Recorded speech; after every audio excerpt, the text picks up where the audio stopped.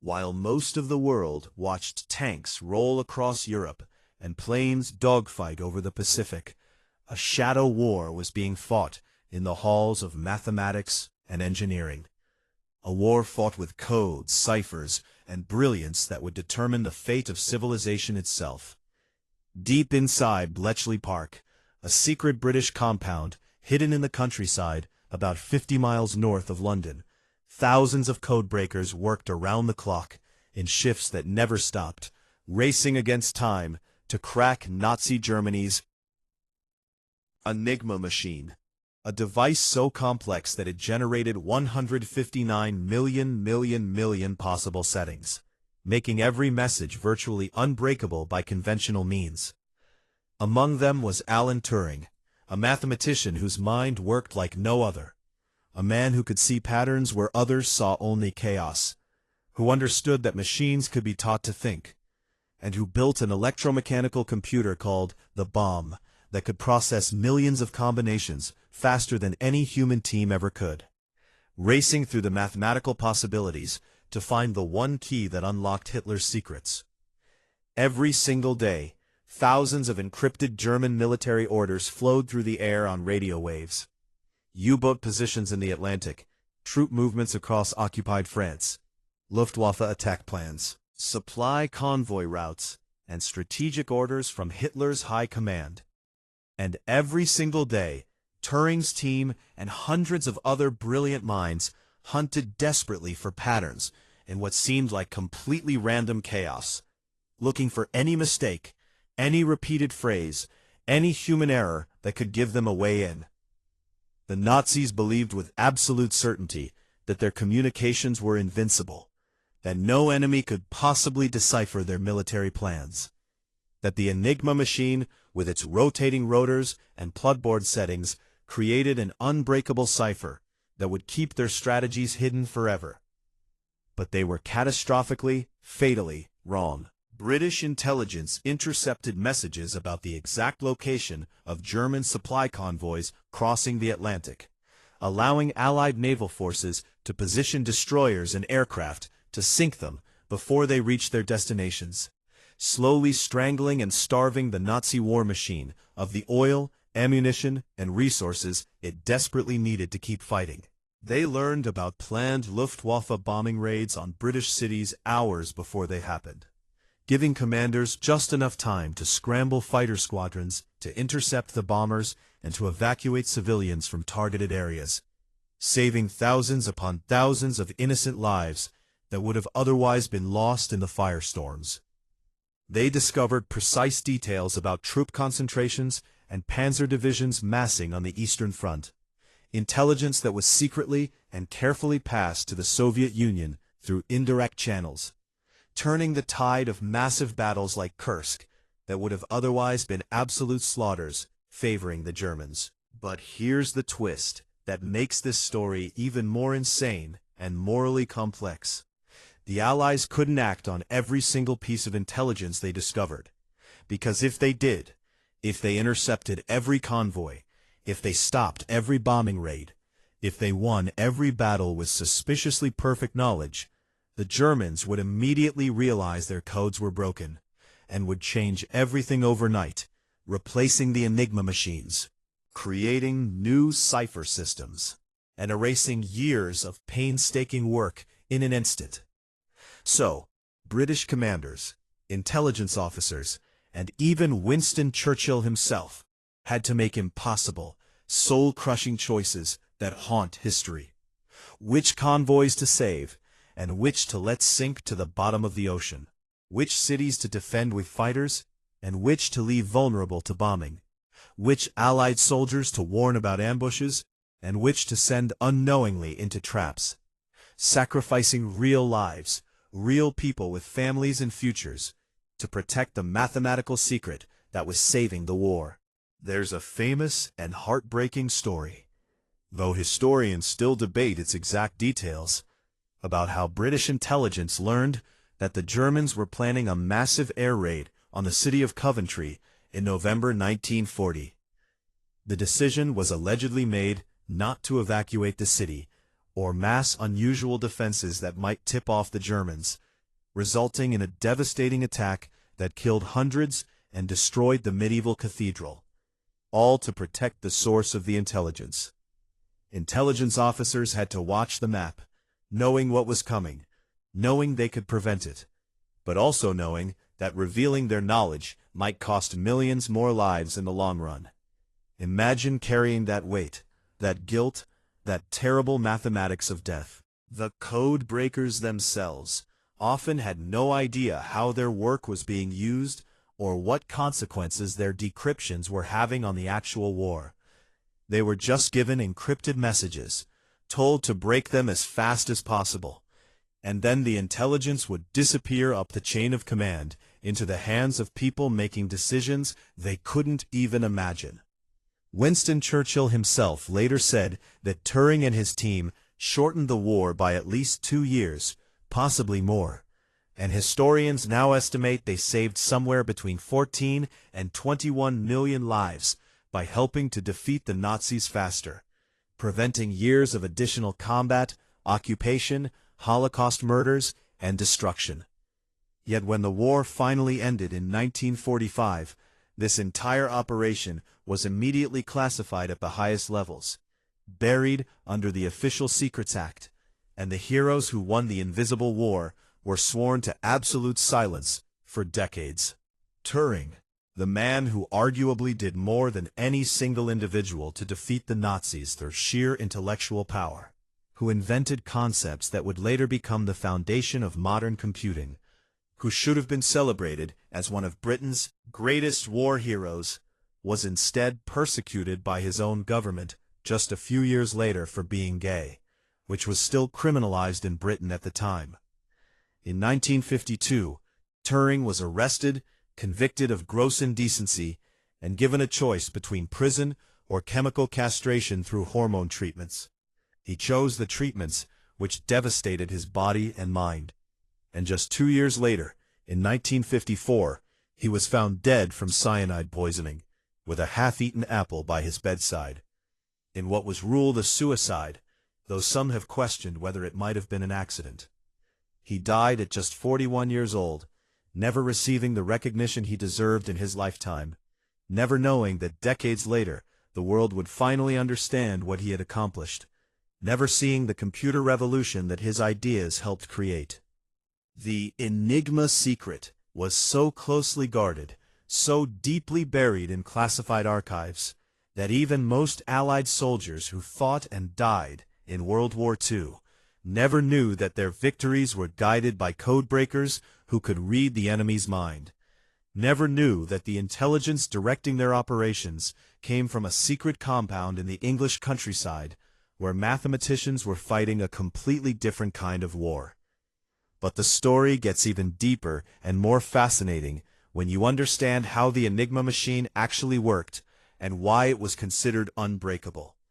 The machine looked like a typewriter in a wooden box, but inside were 3 or more rotors, wheels with complex electrical wiring that would rotate with each keystroke, scrambling the letters through millions of possible pathways. And then there was a plug board at the front that added another layer of scrambling by swapping pairs of letters before they even entered the rotors. Every day at midnight, German radio operators would receive new settings: which rotors to use, what order to put them in, what starting position for each rotor, and which letters to swap on the plug board. And with all those variables combined, the number of possible daily settings was astronomically, impossibly huge. The Nazis thought that even if the British captured an Enigma machine, which they eventually did from a sinking U-boat, it would be useless without knowing the daily settings, which changed every 24 hours like a lock with a combination that reset itself constantly. But what the Germans didn't account for was human error and the genius of people like Turing, who could exploit those errors. German operators, despite strict instructions, would sometimes use predictable settings, like starting rotors at AAA or using their girlfriend's initials on the plug board. They would sometimes send routine messages with predictable content, like weather reports that always started with weather in German, or messages that ended with Heil Hitler. These predictable pieces of text which the codebreakers called cribs, were the cracks in the armor. Turing's bomb machine would take these cribs, these educated guesses about what a message might say, and would mechanically test thousands of rotor positions per minute, looking for settings where the crib would match the encrypted text. And when it found a match, bells would literally ring, and the team would know they'd broken that day's code. But they had to do this every single day, because the settings changed at midnight. So it was a race against time, a daily battle where yesterday's victory meant nothing, and you started from zero every morning. The work was mentally exhausting, absolutely grueling, with codebreakers working 8-hour shifts, around the clock, staring at encrypted messages until their eyes burned, testing hypotheses, running calculations, looking for any tiny anomaly or pattern, and many of them, especially the women, who made up a huge portion of the workforce at Bletchley Park, but whose contributions were largely ignored in early histories, worked in freezing huts with barely any heating, surviving on tea and determination. These women, many of them young and recruited straight from universities or selected through cryptic crossword puzzle competitions in newspapers, operated the bomb machines, managed the card catalog systems that tracked German radio networks, translated German messages once they were decrypted, and made crucial analytical breakthroughs. Yet their stories were almost completely erased until recent decades, when historians finally started recognizing their essential contributions. One of the most dramatic moments in the Secret War came in 1941, when the German Navy introduced a more complex 4-rotor Enigma machine for U-boat communications, suddenly making all of the Allied code-breaking progress useless overnight, and plunging the Atlantic into a deadly blackout period where convoys were being slaughtered by U-boats that could coordinate attacks without the Allies being able to read their plans. The Battle of the Atlantic was being lost. Britain was being starved by the submarine blockade, and the codebreakers were in a desperate race to crack the new 4-rotor system before it was too late. The breakthrough came in October 1942, when the British destroyer HMS Petard depth-charged the German submarine U-559 off the coast of Egypt, forcing it to surface, and two incredibly brave sailors, Lieutenant Tony Fasson and able seaman Colin Grazier, swam to the sinking submarine and climbed inside the flooding vessel to grab codebooks and cipher materials, passing them up to a third sailor before the sub went down. Both Fasson and Grazier drowned when the submarine sank, but the materials they rescued gave Bletchley Park the edge they needed to crack the 4-rotor naval enigma. And within months, the Battle of the Atlantic began to turn in the Allies' favor. This is the reality of the Secret War. It wasn't just fought by mathematicians in safe buildings, but also by sailors willing to dive into sinking submarines, by spies stealing documents, by radio operators listening to German transmissions, by linguists translating messages, by everyone in the intelligence chain who understood that information could win or lose everything. And the paranoia about keeping the secret was intense, almost obsessive, because the consequences of the Germans finding out were so catastrophic. There were elaborate deception operations to explain how the Allies knew things. If they sank a convoy based on Enigma intelligence, they would sometimes send a reconnaissance plane to spot it first, so the Germans would think they were just unlucky, not compromised. If they learned about a German spy through decoded messages, they couldn't just arrest him immediately. They'd have to create a plausible cover story, maybe accidentally let him be seen meeting someone suspicious, anything to avoid suggesting that his communications were being read. The intelligence from Bletchley Park was given the codename Ultra and was restricted to only the highest levels of command, with elaborate security procedures.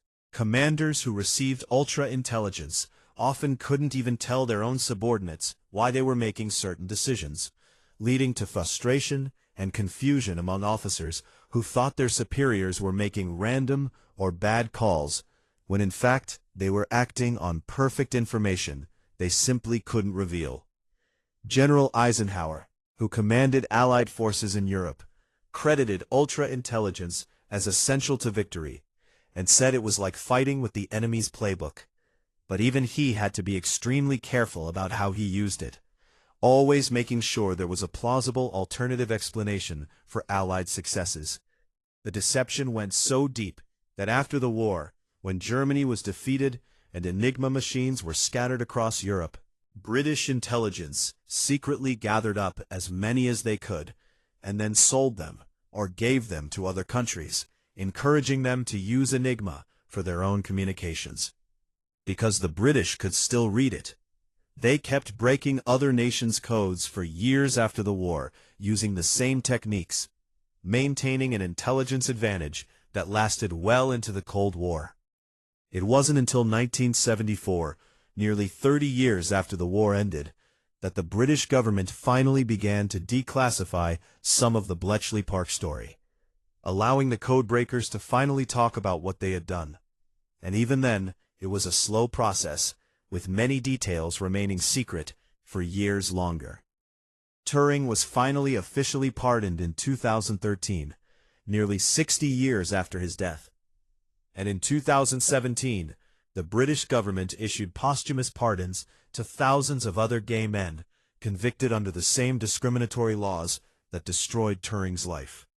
Today, Bletchley Park is a museum where you can see the actual huts where the codebreakers worked, where you can see rebuilt bomb machines clicking and whirring through their mechanical calculations, where the story of the secret war is finally being told in full, recognizing not just Turing, but the thousands of men and women who contributed to one of the greatest intellectual achievements in human history. And the legacy goes far beyond just winning World War II. Turing's work on the bomb and his theoretical papers on computing and artificial intelligence laid the groundwork for the entire digital age. Every smartphone, every piece of software you use today, all of it traces back to ideas that Turing developed while fighting Nazis with mathematics. The Turing test, the concept of a universal computing machine, the idea that intelligence could be mechanized, these weren't just abstract theories.